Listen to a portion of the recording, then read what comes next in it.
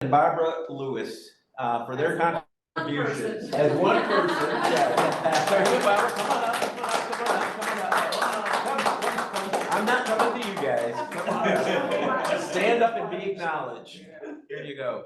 I think you and Barbara represent everything that Rotary is, and I mean that from the bottom of my heart. These guys have been involved in Rotary first through Charlotte West.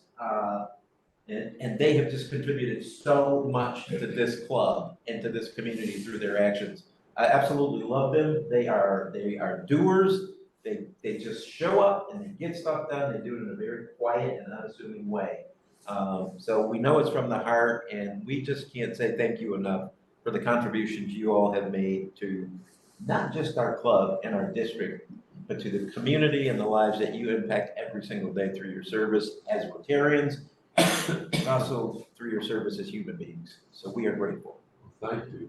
Thank you. And we're sorry we aren't going to be in Charleston because we'll actually be working for the relatives.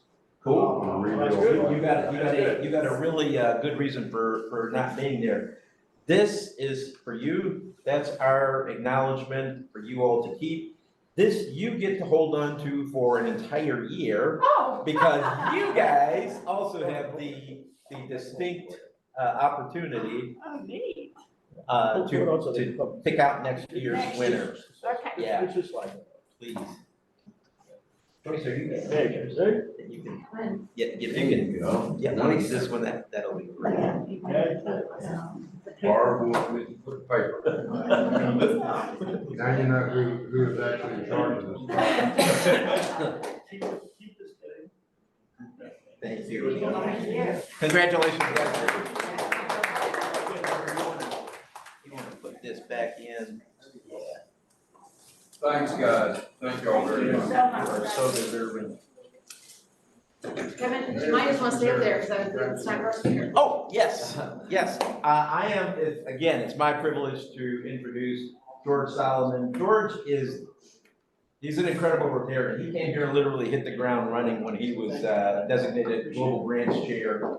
He's in the Lake Norman Huntersville Club now, so he has to deal with Cam every single day. It's a burden no person should have to bear, but you are definitely. I definitely understand. You're destined for sainthood just But because yet of that. you chose them as your foundation. Exactly. Oh, he's a great guy. You know I'm kidding. But George has done so much for this district in his role as Global Grants Chair. But that's not what he's going to be speaking about today. He has been intimately involved with Gift of Life, serving on the board and in many other capacities, and has done some incredible work in Haiti. We heard Whitney Norton just a few weeks ago talking about the hospital that they want to do. Well, that's kind of a part of what George and Gift of Life have been doing in Haiti for a number of years and in other places around the world.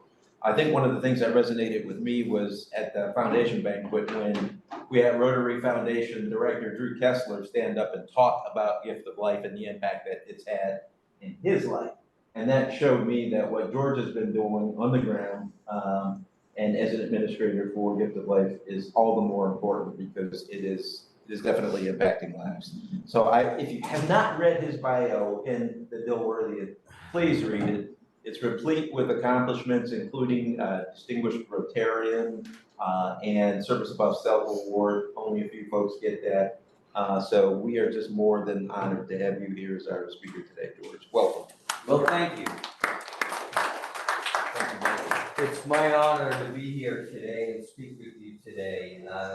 You know, I love this year's theme for Rotary, and I'm sorry that it's going away, that the themes are going away, coming down the pipe. But this year's theme is creating hope in the world.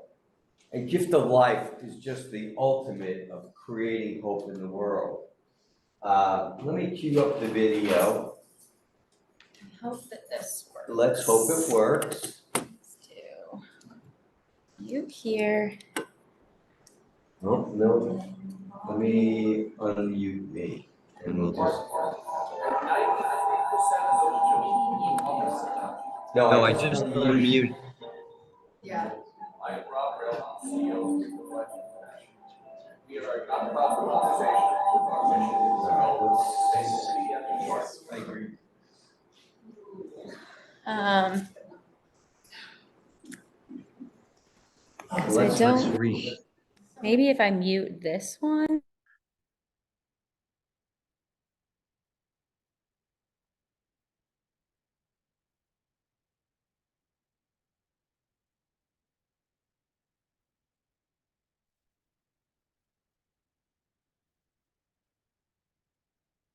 yeah, all right, so let's try it now.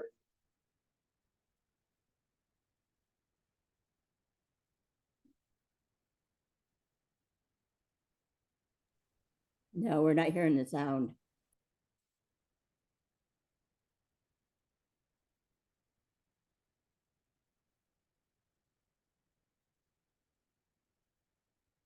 With our mission.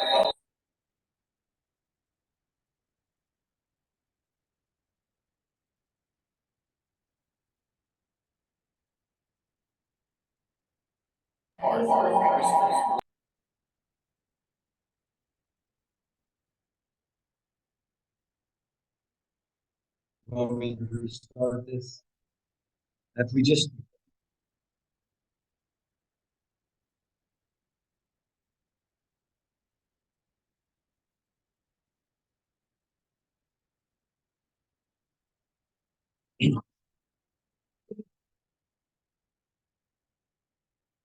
So what?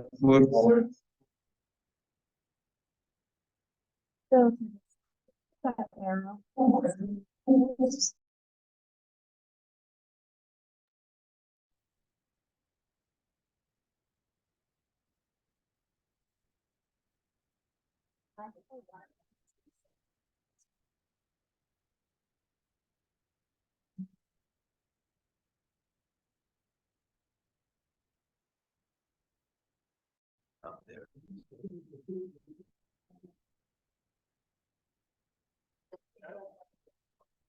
If you can listen through here.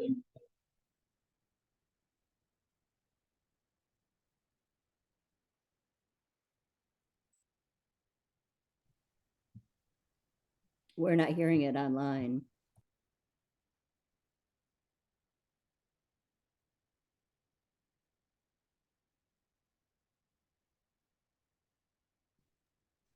You know what you can do is send me the link and I'll put it in the newsletter.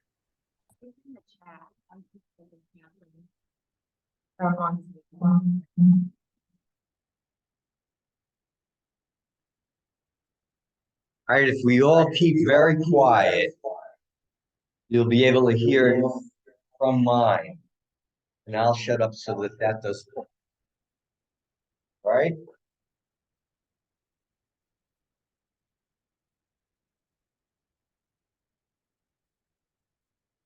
It's only a minute and 58 seconds, so let's just do it this way. All right?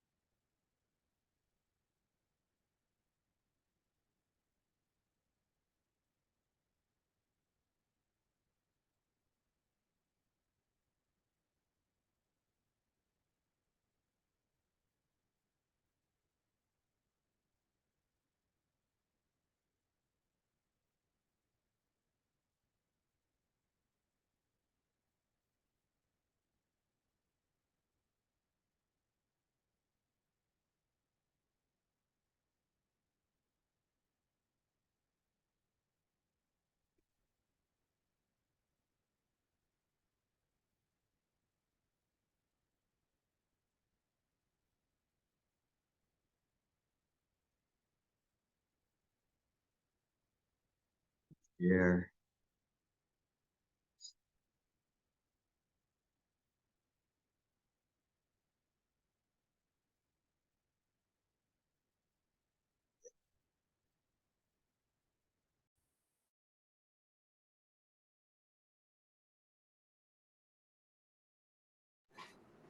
As you heard Rob Railman speak, Rob is the CEO of Gift of Life International. He's a Rotarian and a past president of the Manhasset Rotary Club on Long Island. 1% of all children in the world are born with congenital heart defects. Even here in the States, that happens. But 93% of those children are born in countries that don't have the capacity to take care of their own children. And Gift of Life really is an organization to try and alleviate that. Gift of Life is a not-for-profit 501c3, and it's run by Rotary clubs, Rotary districts, and Rotarians all around the world. There are over 80 Gift of Life organizations, groups, worldwide. I'd like to share a little story with you about how Gift of Life really got started. The gentleman over here is Robbie Donna. Robbie was 26 in that picture, and he got a call from a gentleman by the name of Sam Awari. Now, some of you people might know who Sam Awari was. Sam was due to be president of Rotary International. Sam, at the time, was president of the Uganda Kampala Rotary Club in Uganda. And he asked Robbie, I have a little 5-year-old girl, Grace Agwaru, and Gracie needed open heart surgery. Well, St. Francis Hospital on Long Island is located in Manhasset. And Robbie said, you know, we'll have to find out and see what we can do. Frank Rignanti, another Rotarian in that club, was the PR director for St. Francis Hospital. And hence, we brought Gracie here with her father. Her father thought that he was never going to return home with his daughter. And that was in 1975. Now, well, what happened? I just got kicked off. Oh, you got kicked off, but you can keep talking. But anyway, in 1975, when we brought Gracie here, that was the first Gift of Life child. So let's fast forward to 2008, when we brought Jonathan Alongo here. Jonathan was our 10,000th child. Isn't that amazing? 75 to 2008, 10,000 children. That's just amazing. But something happened, and if you could bring that up. This is Gracie at 54 years old, her father, and Robbie Donna. Okay? Gracie is a Rotarian and runs the Gift of Life program in Kampala, Uganda. One of our legacy programs. An amazing, amazing, amazing person.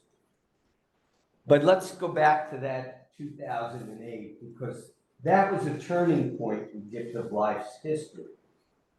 What had happened in 2008 is many of the hospitals that we were using in the States to bring kids to were afraid of the $1 million case. The kid that comes in with a simple procedure and winds up in ICU for 6-8 months or more, and costing the hospital what was supposed to be a $5,000 donation, $1 million. So more and more of the hospitals in the States started declining taking kids. So at that point, we brought Rob Railman on, and Robbie really was the the catalyst of getting things started. We decided that the best way would be to bring teams of pediatric cardiac surgeons, anesthesiologists, perfusionists, ICU nurses, ICU doctors, OR nurses, and intensive care doctors and intensivists, bring them all to a country and set up a training program through the Rotary Foundation. It's called the Vocational Training Team.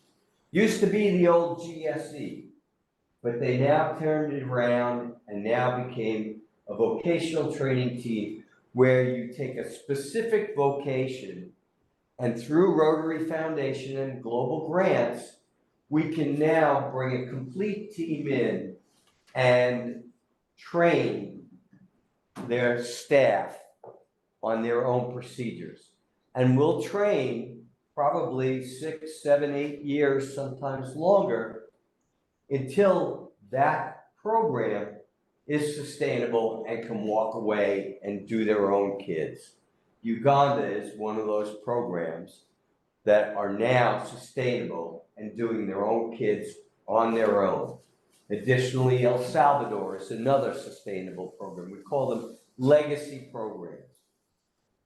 The third is in Romania. And we are working on many, about 14 different core programs around the world where we bring in and we're doing training, but they're not ready yet for us to walk away. Right now, our district has been working in Jamaica. I started a program with a bunch of Rotarians in Haiti, and that was just an incredible experience because we started the program in a plastic surgeon's clinic with three makeshift ICU beds and an OR with all the equipment necessary. And we've done over 400 kids in Haiti alone. But I'm excited to tell you that today we are knocking on the door of 50,000 children saved. Let me just say that again, 50,000 children. We're at if you go on the website, you'll see it's 49,700, 800, and some are kids. So within the next few months, we will do the 50,000th child. Now, think about that. From 2008, right? 10,000th child. 2024, 50,000 child. 1975, we started. I mean, they really kind of did us a favor by shutting down the hospitals for us here in the States. Because by doing that and taking it out to the world, we've been able to get to more and more kids. Right now, our program in Jamaica, we're there since 2011, and we're this close. You know, like polio this close. We have a pediatric cardiac surgeon that's doing kids on his own. And in addition to that, there's a cardiac interventionist that still needs a little extra help in doing catheterization work there, and should within the next year, hopefully by the end of our missions this year, she will be proficient enough to do it on her own. Not that she doesn't have the talent to do it right now, it's she's not comfortable enough with it. One of the things that is very difficult when you're dealing in developing countries is nursing care. Nursing care, especially in a country like Jamaica, you can train nurses and give them all the skills that they have and capabilities. But gee, just another hour and a half flight to Miami and you go from $15 an hour to $50 an hour. So it's very, very hard to keep the nursing skills, to keep the program going consistently. That's the biggest turnover that we have in these programs is nursing skills. Because once you've trained somebody and they have that capability and it's so close to change your lifestyle, and you really can't blame them. Yes. Just a question, because like when you, a lot of times when we train teachers and they're given scholarships, you know, they have to commit to teaching in a, you know, an under-resourced school for X amount of time, or they have to pay back their loans, their teaching loans. So, I mean, is that something that they've ever considered, just to? One of the things that we're talking with Bustamante Hospital that we're working in Jamaica, it's a public hospital. It's run by the government. So they're limited in what they can do and they can't do. What we've been trying to do is to get them to pay their nurses more and contract them for a 5-year contract. So that at least we know that the program will be sustained for 5 years. And while they're there, they're going to be training their replacements. So the program rotates. And it's been very hard to get them to understand that concept. Dealing in developing countries is not the easiest way to get anything accomplished. But, you know, we've come so far there, and I think we're just about ready to be able to walk away.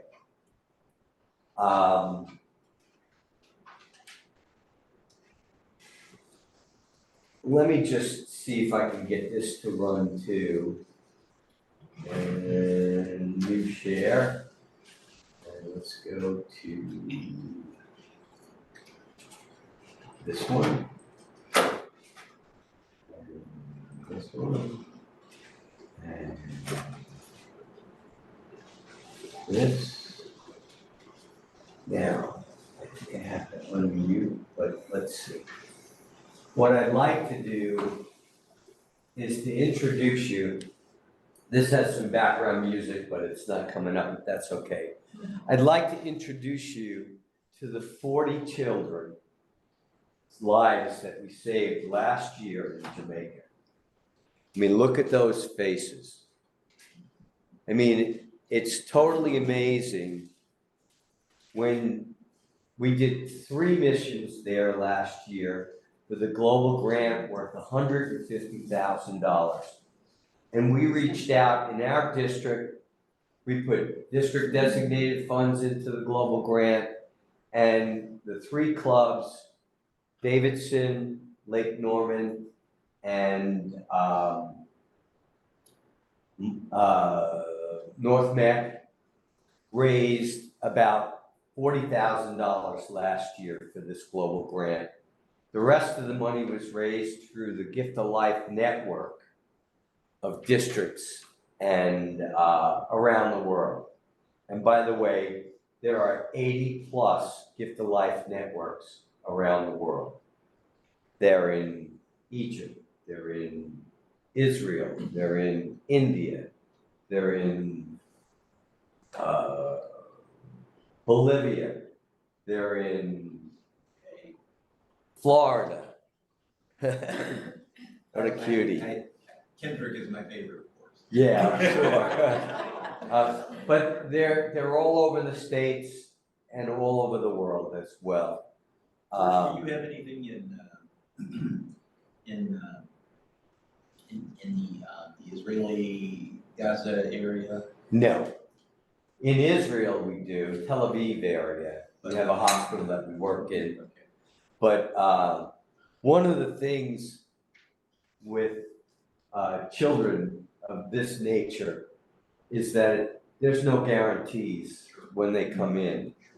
One of the hardest things that you can do is to sit with a parent, and that's what we do when we go on a mission. We'll hang out with the kids pre-surgery, during surgery, we sit with the parents and we hold their hands and we share their fears. And sometimes those fears are reality and a child doesn't make it. And sometimes those fears are quelched and the tears and the smiles come to their face as they know that their child has been saved. 50,000 of those kids worldwide. That's just absolutely amazing. Our district on Long Island, how I got involved with Gift of Life, when you became district governor nominee, you automatically sat on their board of directors of their Gift of Life organization. So I learned about Gift of Life in 2007. And in 2009, after I was governor, Gift of Life International asked me to sit on their international board. And I spent 6 years on their board, and it was probably some of the most wonderful times that I've ever had. There's nothing better than to see the smile on a child's face after they've come in to the hospital, blue, barely able to breathe, barely able to walk, and within 2 days after surgery, they're running around like a normal child again. So what I'd like to do is to invite you to be part of the new Gift of Life North Carolina that we're putting together. Right now, we have 4 clubs in our district that are part of it. The Albemarle Club, who just did a fundraiser, a red dress fundraiser for Gift of Life. My club, the Lake Norman Huntersville Club, the Davidson Club, and the North Met Club. We do a fundraiser annually. It's at Northstone this year on June the 6th. We'd love to invite you to come. We'd love to invite you to be part of it if you'd like to join the group. We're raising money for another global grant for next year. I believe that next year we'll probably be working in the Dominican Republic in either Santiago or Santo Domingo. And we're looking to raise another $150,000 in a global grant to facilitate the next missions down the road. And that's really about it for me. If you have any questions, I'm here. I have 2 questions. Congenital heart defect, can you just explain in a non-high Could level be- term, like? It could be a valve Valve. dysfunction, it could be a hole in the heart. It could be a very simple thing called a PDA, which when before a child's born, there's an artery that goes from the pulmonary artery to the heart. And it feeds the oxygen to the child in the womb. Well, when the child is born, that's supposed to close up. And then the lungs receive their own oxygen through the blood flow of the body. But when that doesn't close up, that creates a problem because too much blood flow to the lungs, the child can't breathe. So what actually happens at that point is they go in and they close that artery off themselves. It's a fairly simple procedure, but mainly what they're doing is holes in the heart, valve replacements, and sometimes they're doing vein grafts. If you have stenosis, which is a narrowing of the arteries of the heart, a lot of times they'll go in and put a stent in that, but sometimes it's become so bad that they need to actually do a bypass vein around it. So these are all different kinds of surgeries that are being done, both through catheterization, more and more through catheterization these days, and open heart surgery. It's a fascinating thing to watch. I've seen many of the surgeries. It's not a bloody surgery, believe it or not. You would think that they're opening up the chest and everything else, but it's not a bloody surgery because when they do the initial incision, it's done with a catheterizing tube. So that as they open up, they're actually cauterizing the wound. And it's a fascinating surgery to watch. Because when they open up that chest and the heart starts to beat, and you can see that heart beating in front of you, you know, it's just an amazing, amazing thing. My second question was, where do you get the teams of specialists? Sure. Like, are they on contract? Like, that's just an interesting, like, where do they come from? Well, What do there's a they group, say? there's one group that we've been using in Jamaica, and it's called Chain of Hope UK. They're a complete team of surgeons, doctors, nurses, cardiac, all pediatric, and they travel from England, and that's part of what the Global Grant does. It pays for their travel to come and teach. And then they stay for another week after the surgeries in the ICU for aftercare. And they're constantly training. There are teams that come from New York. There are teams that come from Miami. There are teams that come from Italy. The team that we used in Haiti was from Italy. They were tremendous. And unfortunately, the last surgeries in Haiti were 2018. The team from Italy came in on a Sunday, and they did some surgeries on Sunday. And on Monday, Rob Railman, who was the team leader at the time, got a call from the US Embassy and said, if you don't get your team out by tomorrow morning, we can't guarantee their safety. And since then, we have never been back to Haiti. It's a very, very difficult place to work at best. I'm just wondering, when these places have such a lack of healthcare to begin with, how are these children getting the diagnosis that the heart is the issue to then proceed to your team? Many children aren't diagnosed. Well, let me say this. A child in the United States is either diagnosed in the womb or immediately after birth. And that child will get its surgery within weeks after being born.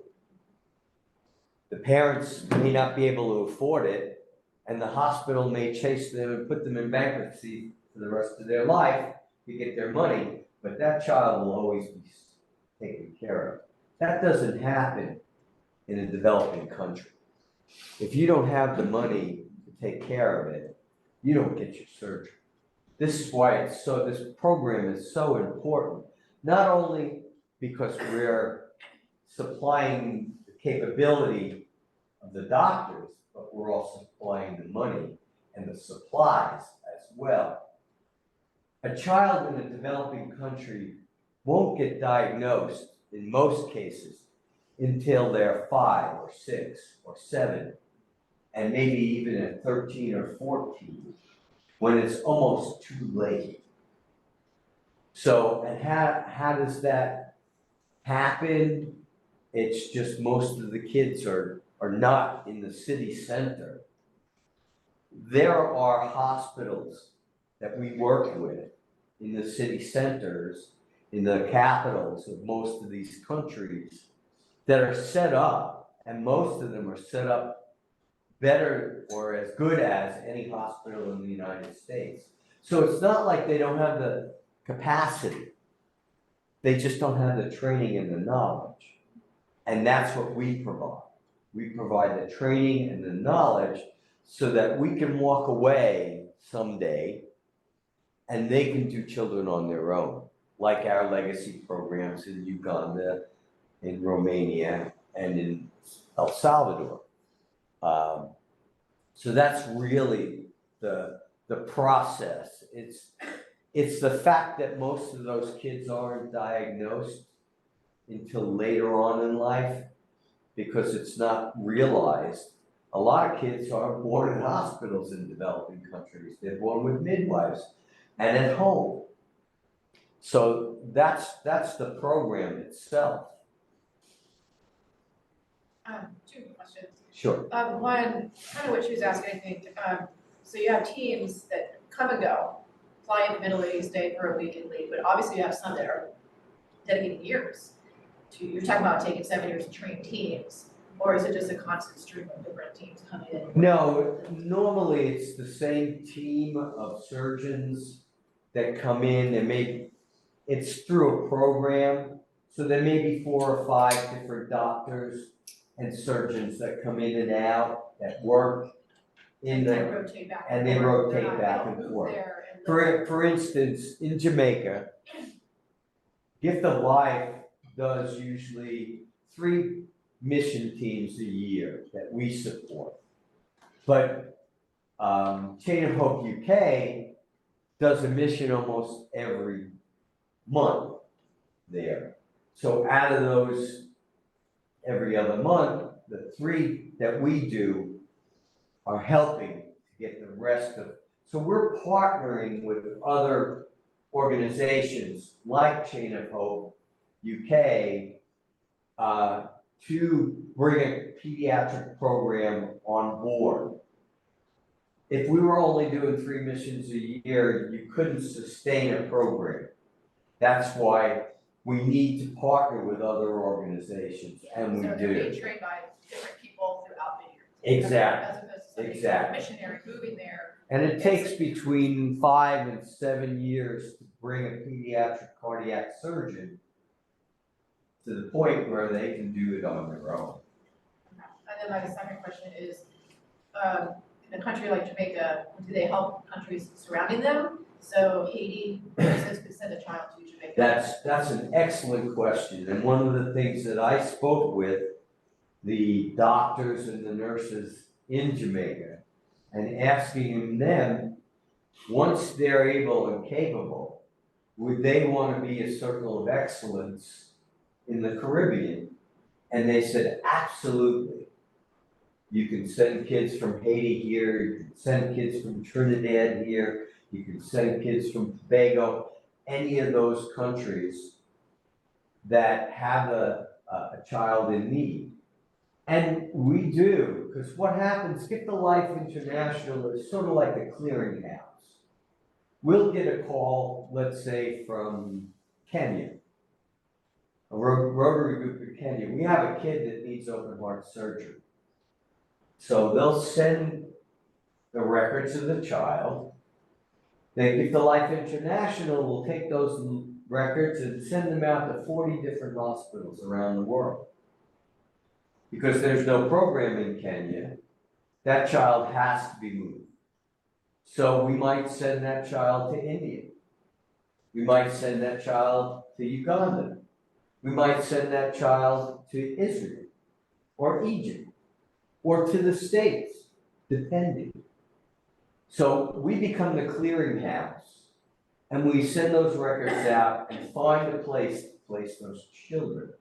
Besides doing the training missions, we're also doing the onesies and twosies that we were doing all along, but we're not doing them here in the States, where it's a lot cheaper to do it in India or to do it in Israel or to Egypt or even Uganda.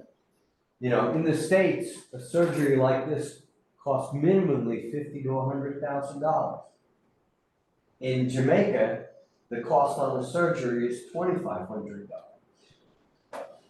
Big difference. You get an MRI for that. But keep in mind, all the supplies are usually being donated through Gift of Life, they're being donated through Chain of Hope and any of the other partnering organizations that we work with around the world. Kevin? You mentioned that, of course, some of the kids don't come through. What's the mortality rate of those 15,000 that you've done?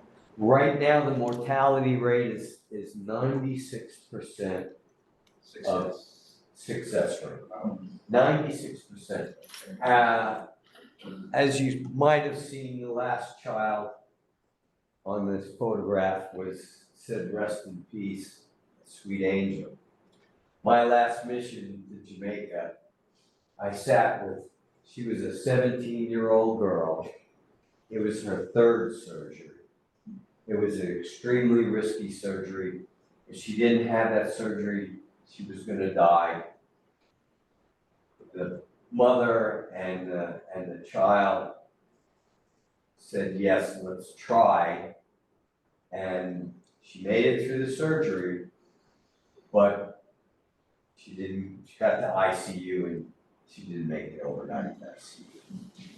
I sat with that mother through most of the surgery, talking to her, holding her hand, smiling, sharing her dreams of her child. Her child wanted to be a pharmacist, 17-year-old child.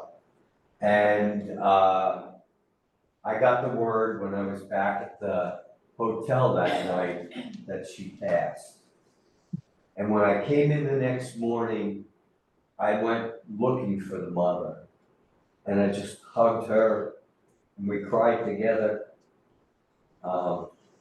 There are things that happen, but on the other hand, I can tell you many different stories. I was in Haiti. This is a great story. I was in Haiti with Rob Railman, the CEO, and we were in the plastic surgeon's clinic. Rob had to go somewhere else, and he left me in charge of the mission.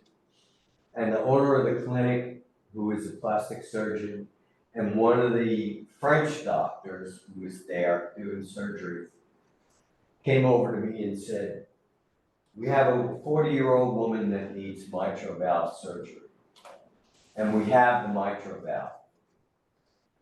Do you mind? I know that you guys only do children, and that's what we do. We only do children.